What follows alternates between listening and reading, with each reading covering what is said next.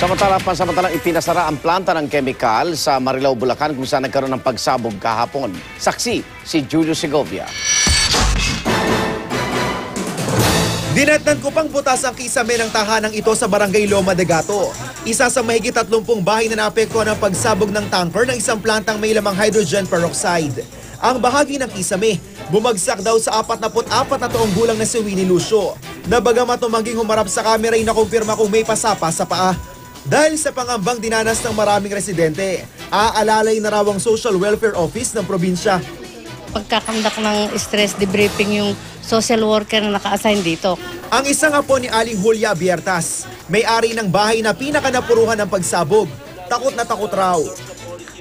Hindi pumasok at hindi nga makatulog. Na sobrang takot.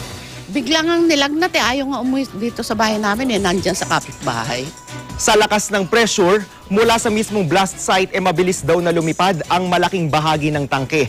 Inakala pa nga raw nila na UFO na dumaan sa bahaging yun, dun sa bubong ng bahay na yun, hanggang sa tuluyang bumangga sa pader na nandito. Kung inyo nga makikita, natibag itong konkretong semento.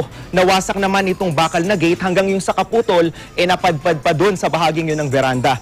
At yung mismong malaking bahagi ng tangke na lumipad sa himpapawid sumadsad sa bahaging ito ng veranda ng pamilya Abiertas. Kung susumahin nga raw ayon sa mga otoridad, mahigit 100 metro ang layo ng inabot nito mula sa mismong blast site. Sa ngayon ay pansamantala munang ipinasara ang chemical plant na pinagmula ng sumabog na tangke. Ang mangyayari ka kung to, pansamantalang itigil niyo muna ang operation niyan. Nakakasakot dyan. At hanggat hindi nayayos natin. Bagamat nasa blast site pa ang sumabog na tangke, nakatanggap ng impormasyon ng BFP na ginalaw ito ng mga taga-planta. Pagka may binago sila doon sa origin explosion, dinadamage nila yung investigation. Sa pag-iimbestiga naman ng SOCO, lumalabas na hindi kidlatang sanhi ng pagsabog. Nakakausap na raw ng pulisya ang supervisor ng chemical plant.